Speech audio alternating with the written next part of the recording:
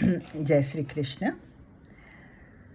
And today is actually Wednesday, so it is actually the Yog Vashisht day, but which is pure Gyan. And today is Janmashtami. So I figured, let me tell you the difference, some subtle differences between Bhakti and Gyan. Okay? Now, as I have mentioned earlier, if you've been watching more of my videos, then I have said that love for the Lord is contagious. If you meet bhaktas, people who love the Lord, who reach the Lord through love, and it gets contagious. Your faith and your love, it gets contagious. So keep that company if you are more on the if you're leaning more towards the heart. There's one way. Now, in the case of Gyan, you know that we say that there is no difference. You and the Lord are one. In the case of Bhakti, you say, I'm zero. You are everything. So in that case, what happens is that you surrender. You become a zero. And because nature abhors a vacuum, he fills you up with himself. Whereas in the case of Gyan, you have to rise to the level of Gyan. Then let me talk about Bhakti first, and then let me tell you about Gyan. Now see, since Bhakti has more of question of compassion, more, of course, though both are required in both, and I'll tell you what is common in both. But really, it kind of leans more towards love, compassion, devotion, surrender. Now, if we look at Krishna's life and we see gopis and Meera, you realize that they kind of left everything to the Lord. Like the gopis would cook, clean, whatever they did for the Lord.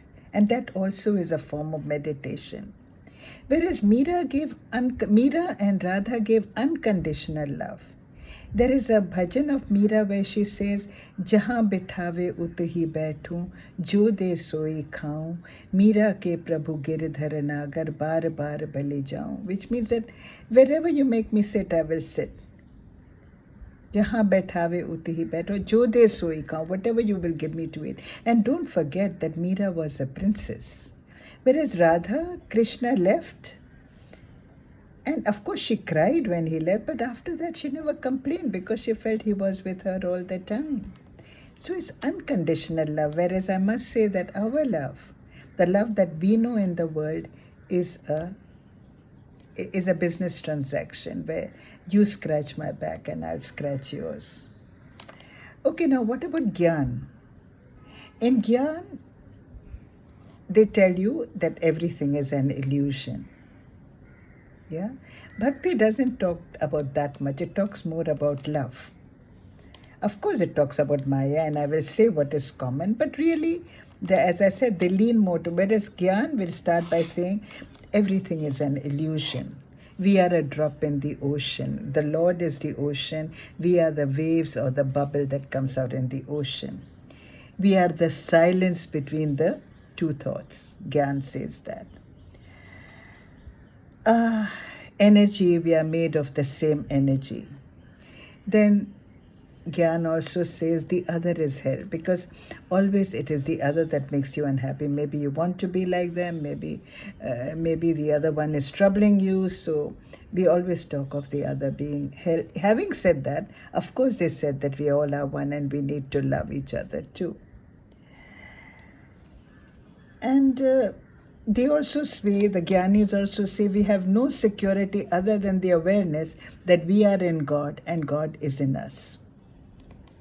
And perfect love casts out all fear. So by now you are seeing that Gyan and Bhakti is emerging. Now what is similar in both?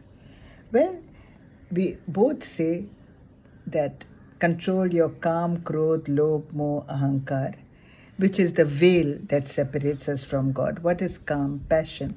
Passion, I would call it more obsession, though Krodh is anger, Lobh is greed, Moh is attachment, Ahankar is ego. Now, they talk about the Sukshma Sharira, the Stula Sharira, the Atman consciousness. We talk about all that, but then that's a little difficult to go into. And Gyan also says, they go by the path of neti neti. I'm not this, I'm not that. I'm not my hand, I'm not my heart, I'm not my mind. So who am I? And Raman Maharishi said, keep asking this question, keep going to awareness, and you will see the truth. So here what we are seeing is that only love is real. I very often say only love is real because everything else is an illusion. So love, the thought of love, the feeling of love, it remains real. So a very happy Janmashtami to you. Krishna is being born tonight, and I like to feel that Krishna every year is born into our heart, and I make that little effort to introduce you to him, so that I hope you have seen the first video, which is Janmashtami 1. Tomorrow I will be posting Janmashtami 2, but today I thought I would tell you the difference between Gyan and Bhakti. So you take care and God bless.